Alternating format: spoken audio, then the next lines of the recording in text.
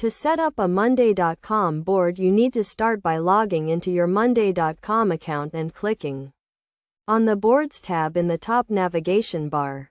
From there, click on the Create Board button to start the process of creating a new board. Choose a template that suits your needs or start from scratch by selecting the blank board option. If you choose a template, you can customize it as needed to fit your specific use case. Once you have selected your template or blank board, you will be taken to the board editor where you can start adding columns and items. Columns are used to track different types of information such as text, dates, numbers, and more. To add a column, click on the Add Column button and select the type of column you want to add.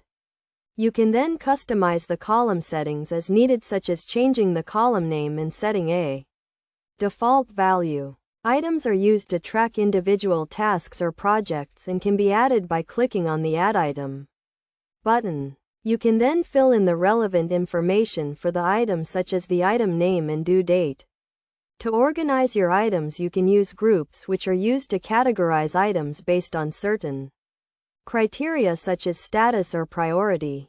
To add a group, click on the Add Group button and select the criteria you want to use. You can also use tags to label and filter items, which can be useful for tracking specific information such as the type of task or the team member assigned to it.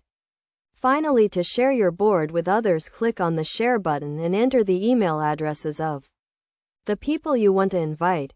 You can also set permissions to control what actions each person can take on the board.